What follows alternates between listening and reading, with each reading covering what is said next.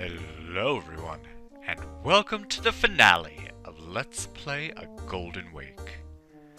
Last time, we quit the Mafia and Fatty Walsh died, so now, a few years later, we are in the middle of the Great Depression. FDR is doing nothing to help it and is only extending it, and things are just looking down for Alfie Banks. And there should be some history here.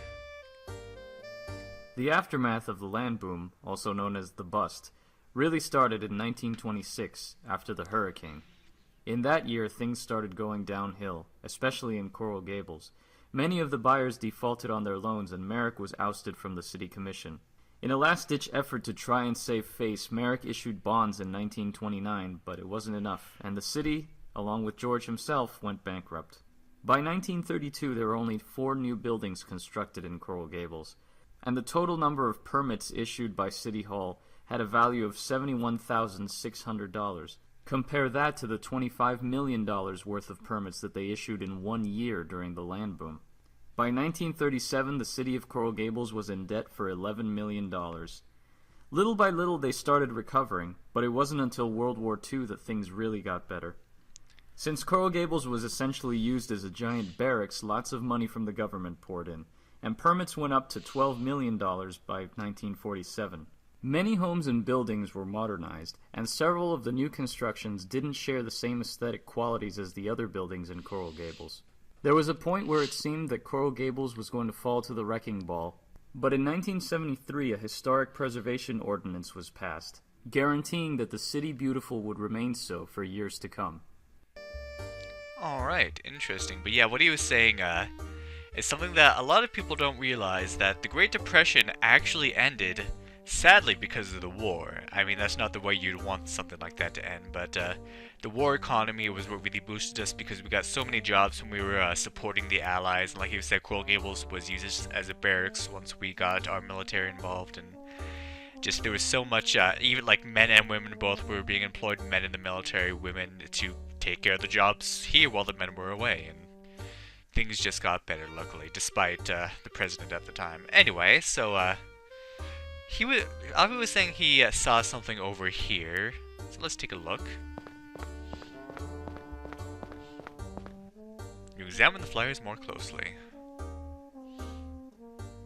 Just a bunch of old posters for movies, music, events, and prohibition, although you can just make out a familiar blue underneath one of them. Right here, I guess. You attempt to tear some of the posters off, but they become plastered to the wall. There has to be some way of seeing what's underneath. Well, what you want to do, let's go into this box. The box is empty apart from an old red handkerchief. It reminds you of your old ones, so you decide to take it with you.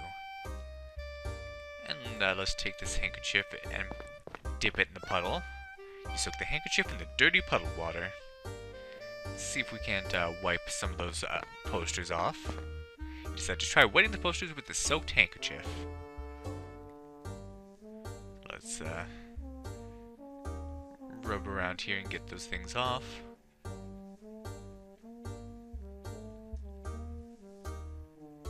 Coral Gables, the Golden Galleon. Huh. The days when I was an upstart kid who was gonna make something of himself and restore the family name. Look where that got me. Ah, forget it.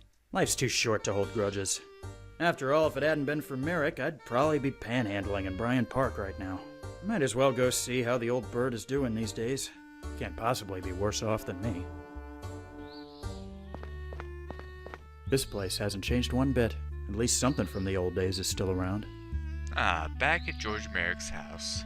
Yeah, I guess Alfie was able to save quite a bit of money from his job with Merrick as well as with Fatty Walsh, so he could stay at least afloat during the Depression. Let's just see how he's doing. We just walk Alfie Banks?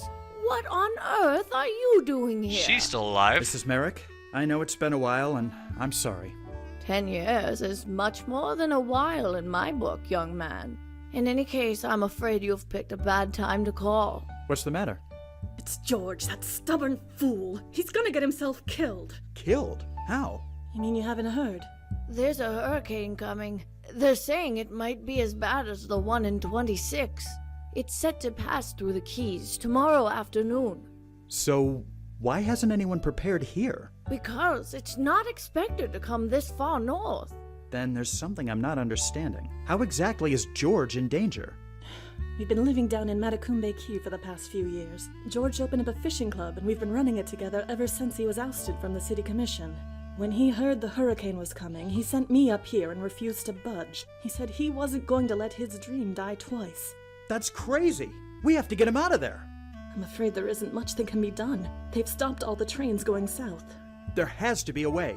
Don't worry, ladies. I'll get George back here safely. I owe him that much, at least. Please be careful, Alfie. And good luck. So, we need to save George Merrick. This place. I think this is going to have the same... Yeah, see, it's already grayed out. So, same historical commentary we listened to on... was it the first episode or the second one? One of those. Hello. Security guard is standing in front of the entrance to the train station. He looks very familiar. Begging your pardon, sir. What can I do for you? Didn't you used to be a guard at the Dinner Key Marina? Yes, I did. Until I got fired for letting some jerk steal a part from a hydroplane. Oh. Took me years to be able to convince anyone to hire me back. Oh, sorry to hear that. Well, you're lucky you were hired back at this time period. When does the next train leave? It doesn't. What? Well, haven't you heard? There's a hurricane set to strike the Keys. Yes, I have, actually. Well, then you should know that all the trains have been canceled. You don't understand. It's of the utmost importance that I get down to the Keys. I do understand, and I'm afraid you're out of luck, friend. There's only one train going down there, and it's not for passengers. Why not? Because it's being sent to evacuate the WPA construction workers who haven't left yet. If you need to take a fishing trip, I suggest you wait a few days. Well, let's attempt persuasion as usual. There's something important we need to discuss. Is there? Do tell. Look, friend, it's extremely important I get on that train. So let's check him out. Polished brass, cropped hair, pressed suit. Personality analysis, strict. So, let's see. I have a friend in the Keys who needs help. I'm the train conductor. This thing isn't going anywhere without me. I don't think he'll believe that. Got official business in the Keys and need to get down there ASAP. I have official business in the Keys, and I need to get down there as soon as possible. Official business? Who would schedule anything with a hurricane about to strike? You'd be surprised. Some of us can't get a break. Well, I hear you there. My bosses have been giving me nothing but a hard time for years. But I still don't see why I should let you on this train. Let's see, empathy, you're overworked and underpaid. Would it be a big deal to let me by? I have a wealthy friend who would make it worth your while. A man might die if you don't let me on. Can you live with that? That's the good one. A man might die if I don't go down and save him. Can you really live with that on your conscience? And if I let you go down there, you might get yourself killed too. And then I'd have 2 deaths on my conscience. So unless you give me an extraordinary reason, you're not getting on this train. Oh, come on. Let me... On the train, I'll report to you. George Merrick is in danger. I need to save him. I'm begging you. I need to get on this train. Let's, name drop. I need to save George Merrick. He's in danger. Merrick? The Coral Gables guy? What's he doing down there? He's been running a fishing club, but he's insisted on staying behind. Please, you don't know him like I do. He's very stubborn and passionate. If I don't go down there, he won't budge, and he'll probably die. Well, fine. I don't know why I'm doing this, but go ahead and get on. Aha! If anyone asks, you don't tell them I let you on board. Deal. Now, if you, don't, manage to convince him hours later... Can't see a thing. We should be well on our way. Now I just need to find a way out of this car. If you don't manage to convince him, then you just give him the flask full of alcohol, and that will convince him somehow. Alright, we need to see. Let's see, there's a lamp here. Lamp is empty, won't be much use to you currently. The only object you can make out is a barrel in the corner room. It is emitting a very strong odor of kerosene. So, let's get some kerosene. Gently place the handkerchief in the barrel until it is fully soaked with kerosene. You think you'd want to use the alcohol there, but it actually says, well, let me show you. Not on the large door. Yeah, it says you'd only give up your booze if absolutely necessary. There has to be another way to fuel the lamp. Yeah, come on, dude. Alright, oh. So let's use the thing on the lamp. You make the kerosene out from the handkerchief, filling the base of the lamp. And we still have those matches. Using the matches, you quickly light the lamp. And we can see this door here, so we can go.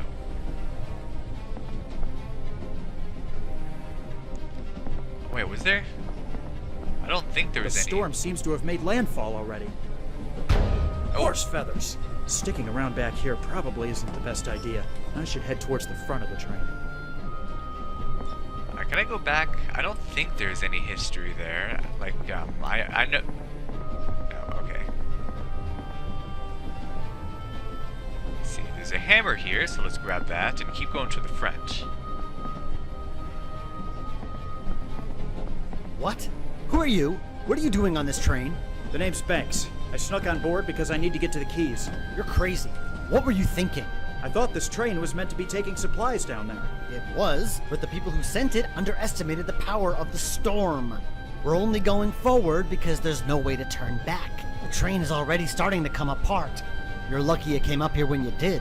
I was just about to detach the locomotive. But why? Because if even one car gets blown off the tracks, the rest of the train will too. It's not worth... Damn it! I was afraid this would happen. If we don't equalize the pressure in this car, in the next few minutes it'll come apart. Oh. Help me get one of these windows open, would you? So the best way to do that, of course, is with the hammer we got. Good going, Banks. Now let's get to the locomotive so we can detach the train. Otherwise, we'll be swept off the tracks along with the rest of it. Alright. Yeah, let's, keep moving up.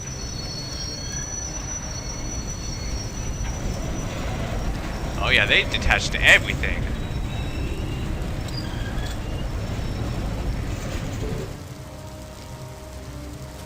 The wind seemed to have died down slightly.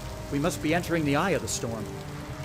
Alright, and I believe... Oh, Or maybe not. I'd better find George. There isn't much time.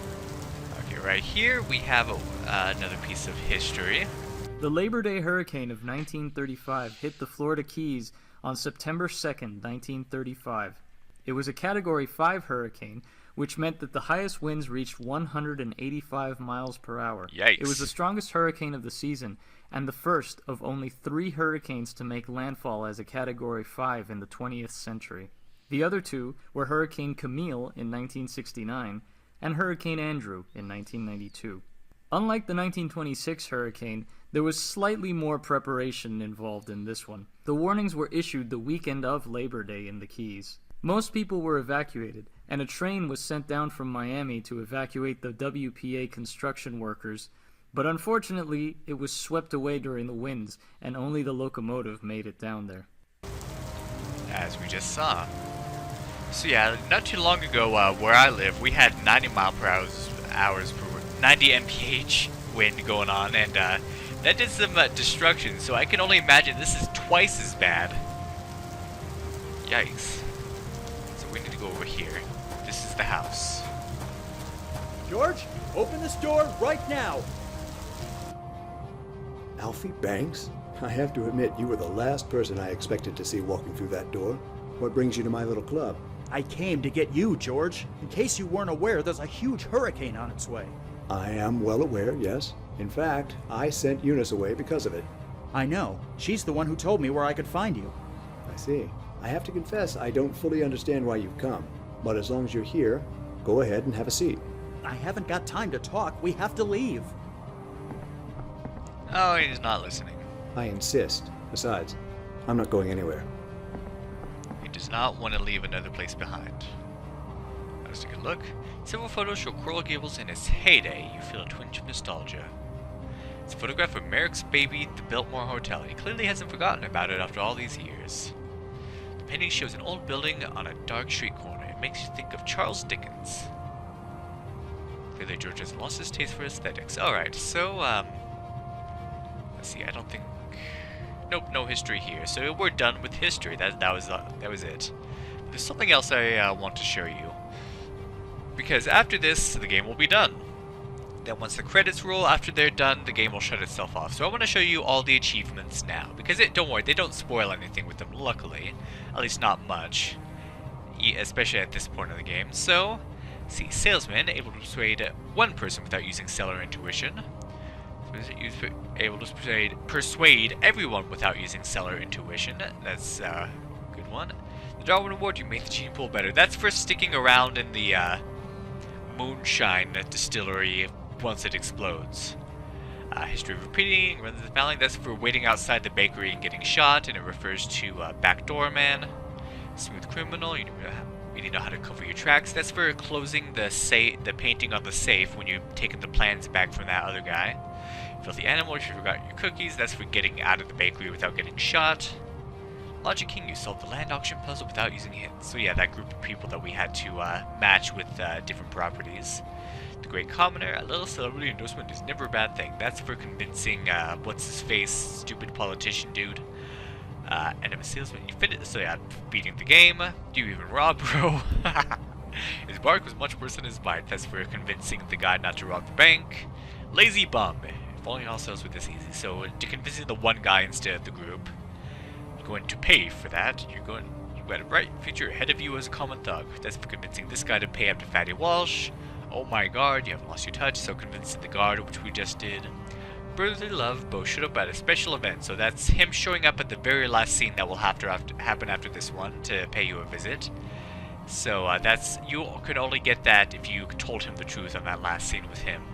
You might learn something. Played through the game with commentary on. I did that, of course. That speaks for itself. Good guy, you remained above negative influence, so giving good answers to everybody. Relics of the present. What's he doing here? So that's seeing Ben Jordan's grandfather walking by outside the Coral Gables office at the very beginning of the game. And professional poison. You managed to survive in Havana without arousing suspicion. So poisoning, or not poisoning, but drugging this guy without getting caught. So now, let's talk to George Merrick. You haven't seen George in nearly 10 years. Despite his older appearance, he still maintains his powerful presence. George. Yes? Apologize. I know we didn't part on the best of terms the last time we saw each other. I just wanted to say I'm sorry. I was young and stupid. I thought the world owed me. Apology accepted, Alfie. We've all been there. So, now that we've got that out of the way, what else is on your mind? So, what have you been doing with yourself the past few years? Well, I'm sure you heard about the bust. Coral Gables went bankrupt, and I was forced to step down from the commission. I always enjoyed it down here in the Keys, and Eunice's family just happened to own this property. So we came down here and opened up the fishing club. It's been a much quieter life than I'm used to, but I can't complain. I suppose I had my time to shine.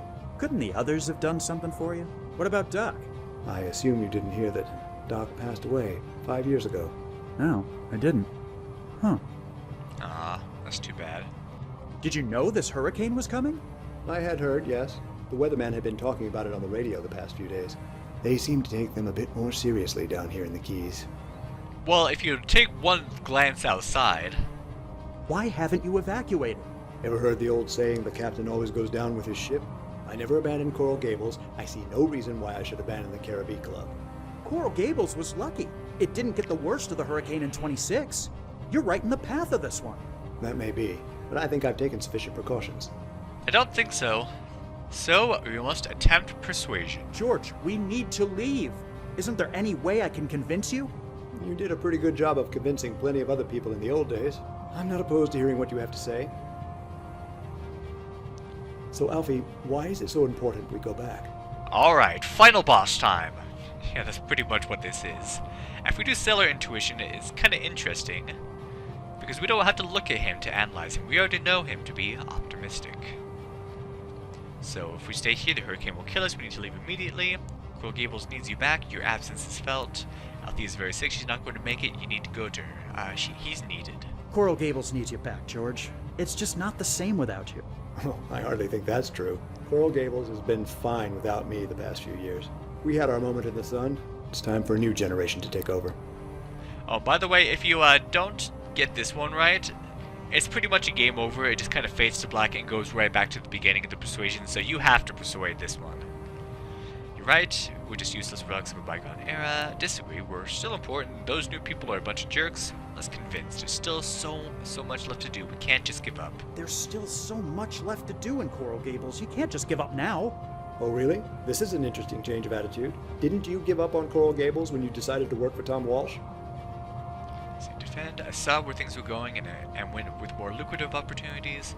Don't try turning this around. This isn't about me. I didn't get up on Coral Gables. I gave up on you. Deflect and insult look like bad ones, so let's defend. I saw the way things were headed and decided to go for a more lucrative opportunity. For which I can hardly blame you, but I just wish you hadn't jumped ship so soon. What else was I supposed to do? Drown with the rats? I don't share your optimism, George. I still can't understand how you never felt tempted to just give up yourself. Who says I didn't? Do you think you're the only one who saw what was going on? The Depression came to Coral Gables years before the rest of the country. There were days when I thought about packing it all in. I knew when the bubble had burst, but I worked too hard to just give everything up. I stayed until they threw me out. I didn't know that. I thought you were just naive. We all have our bad days, Alfie. Sometimes it's bad weeks or even months. But what's important above all else is sticking to your principles. See, acquiesce. You're right. How could I have been so rash? I'm an idiot. Question. Are your principles worth getting killed over? Warren, principles are great, but money is what's on people's minds nowadays, and that's the one we want to pick. I understand what you're saying, George, but times have changed. Principles are important, surely, but the depression and lack of money is all anyone thinks about. You made the city beautiful, sparing no expense, making it all about the aesthetics. But think about the value of that city in the current economic climate. Someone in charge wouldn't think twice about tearing down the Biltmore to sell the land if it meant a profit. And all the work we did, all the sacrifices people made will have meant nothing. I hadn't even considered that possibility. I can't in good conscience allow something like that to happen. It seems living down here all these years has made me a bit out of touch. All right, Alfie. As soon as this storm passes, we'll take the first train back to Miami so I can assess the situation myself. Thank you for helping me see things a bit more clearly. I think I'm the one who should be thanking you for that, George. Right. Let's get a move on. We should be careful. It sounds like the storm has gotten stronger. Oh! George, this building is coming apart. We haven't got any time to lose. We need to get someplace safer. When we get out there, we need to head directly for the shelter south of here. Just follow me, and we'll be there in no time. Right behind you. George, watch out! The ceiling is collapsing! Oh, out of the way, George.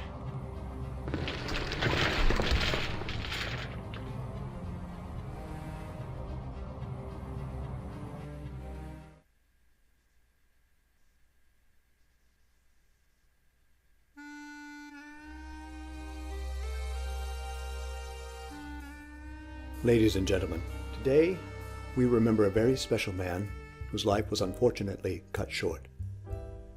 Alfie Banks was someone who wasn't afraid to speak his mind. In fact, he certainly gave me a piece of it one of the last times I spoke with him. However, at heart, he was a kind soul. Alfie cared about the well-being of others, even if they wronged him, and that takes class. Alfie didn't need to apologize to me for the falling out we had so many years ago, but he did, and that meant more to me than anyone could ever know. In the time I knew and worked with him, Alfie always showed an immense amount of initiative, which makes it no surprise that he achieved as much as he did. Despite harder times in his last few years, he showed in the end that he was a good man. I would not be here speaking to you right now if it weren't for him. Not only do I owe my life to him, but my livelihood as well. Though I may not have expressed it as clearly as I should have, Alfie was instrumental in the success of Coral Gables. I'm sure he knew that. And though he was taken from us far too soon, Alfie's legacy will live on in the streets and buildings of this city. Because, just like the galleon which came to be the symbol of Coral Gables, Alfie sailed through all our lives, leaving behind a golden wake.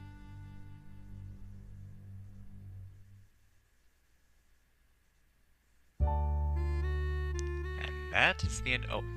Edward Dockdammers, Coral Gables' first mayor, completed his term in 1928. In 1929, he suffered a stroke while playing golf. After several months of recovery, he returned to his summer home in Cochituate, Massachusetts, I don't know how that's pronounced, where he died on March 24th, 1930.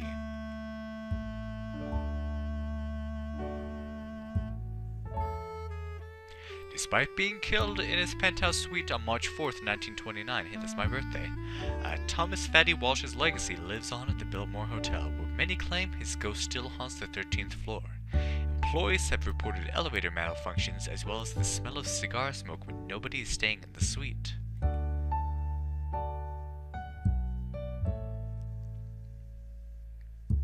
Althea Merrick continued living at her home until her death in 1937. In 1976, the city of Coral Gables acquired the house and restored it to its 1925 appearance. In 2010, the Coral Gables Garden Club commissioned a bronze statue of Althea, which currently sits in the garden of the Coral Gables house.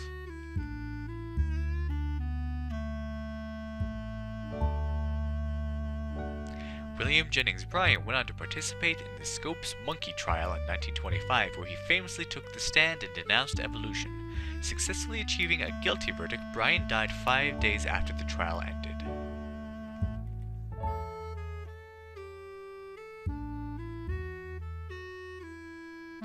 Mabel Cody continued performing death-defying stunts with her flying circus until 1924, when it disbanded due to an accident where she suffered a broken forearm and dislocated shoulder. She went on to join the Doug Davis Baby Ruth Flying Circus.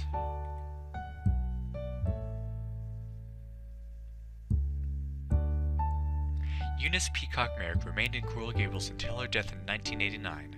Her contributions of land as well as founding the Coral Gables Women's Club and Gardening Club made her a pivotal figure in the development of the city.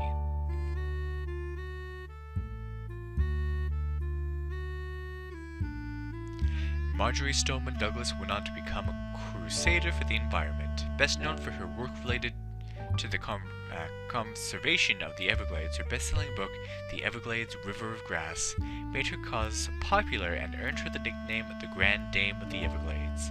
She died in 1998 at the age of 108. Wow.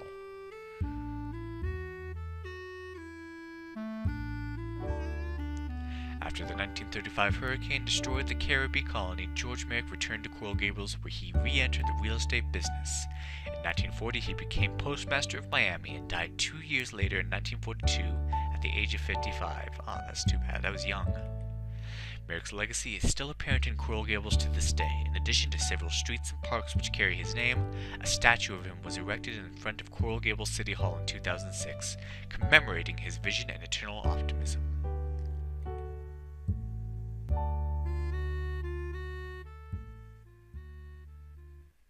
Alright, and that's the game, yeah. So, I really hope you enjoyed this game as much as I did. I don't know what it is about this game. It's not your common point-and-click adventure game, because it's pretty much historical fiction. You play a character who interacts with all these different historical characters, and it's not in like such an action sense like you would see in Assassin's Creed or something like that. It's just very laid back most of the time, and it's more about informing you in a way that's entertaining, and I like it. And it was such an obscure thing to pick, the founding of Coral Gables. But it was good too because it's just an interesting piece of history that you would have never probably learned about otherwise.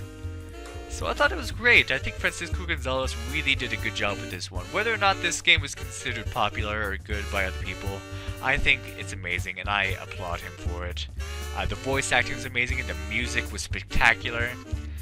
Pretty much anything themed like in the first half of the 20th century, I love. 1900 to 1950. I think there's something about that era that just interests the heck out of me. So all in all, I really enjoyed this game. I enjoyed the history. I enjoyed learning about these characters. It was a good game. It's not the most exciting game. It's not one that I'll just keep going back to, but it's one that was definitely worth playing for me, and I hope you enjoyed it. Let me know what you think in the comments, what you thought of the game. And I have another game coming soon, one that's been long awaited, one that's been requested, one that's been asked about, one I was going to do a lot earlier before Deponia Doomsday came up, and then just kind of got distracted, but you'll see what it is soon enough. Anyway, this has been a Golden Wake. I hope you enjoyed it. Thank you for watching, and have a good day.